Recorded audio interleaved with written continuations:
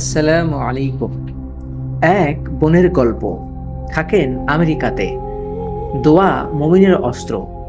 দোয়ায় তাকদির বদলে যায়, অসম্ভব কাজ সম্ভব হয়। মহান আল্লাহ এমন কিছু দেন যা কখনো এই মানবীয় জ্ঞানের সীমাবদ্ধতা দিয়ে চিন্তাও করা যায় না। বোনটির স্বামী একবার তাকে ব্যবসার টাকা তাদের কারেন্ট অ্যাকাউন্টে জমা করতে বলছিল। ব্যবসায়িক ব্যস্ততার কারণে তার স্বামী সময় বের করতে পারেনি। তাই এক জুমাবারে $400 আর ডিপোজিট স্লিপ তার হাতে দিয়ে ব্যাংকে জমা করার জন্য তাকে বলা হয়। সালাদ শেষ করে জমা করার সিদ্ধান্ত নেয় বোনটি। ডলার আর ডিপোজিট স্লিপ তার পার্সের মধ্যে রেখে দিল।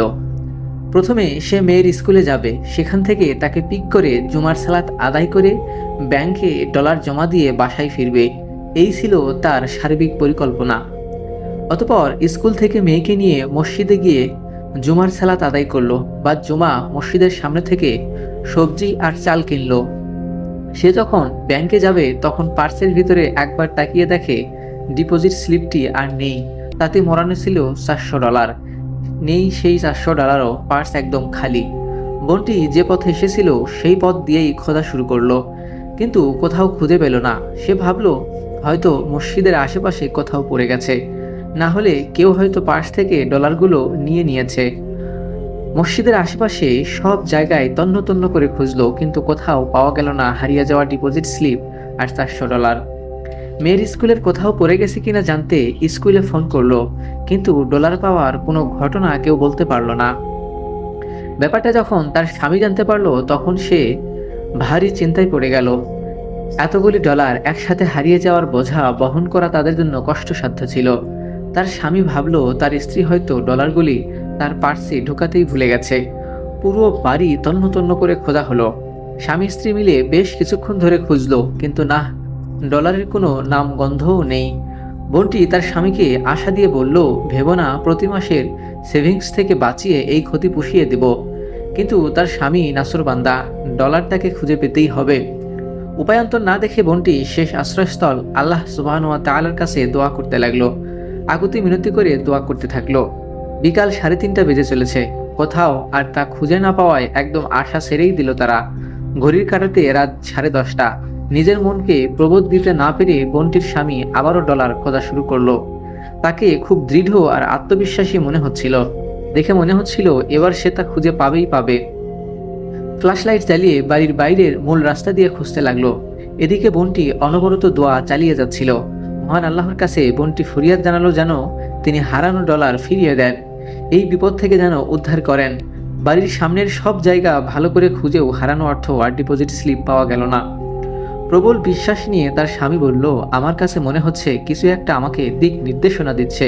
আমার মন বলছে এখনই হয়তো হারানো জিনিস পেয়ে যাব। এবার বোনটির স্বামী তাকে জিজ্ঞেস করলো শেষ কখন সেগুলি দেখেছে সে। যখন চাল আর সবজি কিনছিল তখন কি পার্সে সেগুলি ছিল? অনেক চেষ্টা করেও সে তা মনে করতে পারছিল না।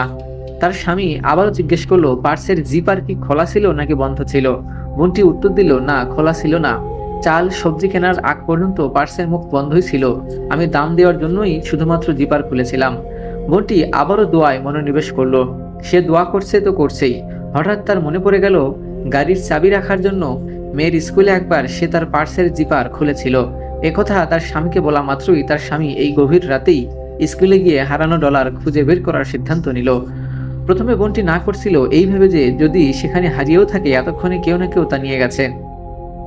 অগত্যা স্বামীর চাপাচাপিতে দুজনে মিলে রওনা হলো। স্কুলে গিয়ে সে ঠিক যে জায়গায় গাড়ি পার্ক করে রেখেছিল সেই জায়গাটি তার স্বামীকে দেখালো। এরপরের ঘটনাটা অবিশ্বাস্য।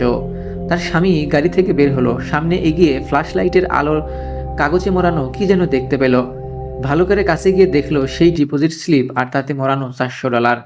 সবকিছু আগের মতোই আছে, শুধু ডিপোজিট স্লিপের উপর গাড়ির চাকার হালকা ছাপ লেগেছে। বোনটি আল্লাহু আকবার বলে চিৎকার দিয়ে উঠল। সে 3বার আল্লাহু আকবার বলে উঠল। দোয়ার ক্ষমতা এতটাই, সুবহানাল্লাহ। তার মনে পড়ে গেল তার স্বামী একবার বলেছিল কিছু একটা তাকে ঠেলছে আর বলছে, খোঁজো, ভালো করে খোঁজো, পেয়ে যাবে। এত রাতে মেয়ের স্কুলে আসা, সকালে হারানো ডলার, এই গভীর রাতে ফিরে পাওয়া এমনি এমনি হয়নি, হয়েছে মহান রবের দোয়ার বদৌলতে। অতঃপর বাসায় ফিরে গিয়ে তারা দুজনে মিলে সিজদায় পড়ে গেল তাদের রবের কৃতজ্ঞতায়।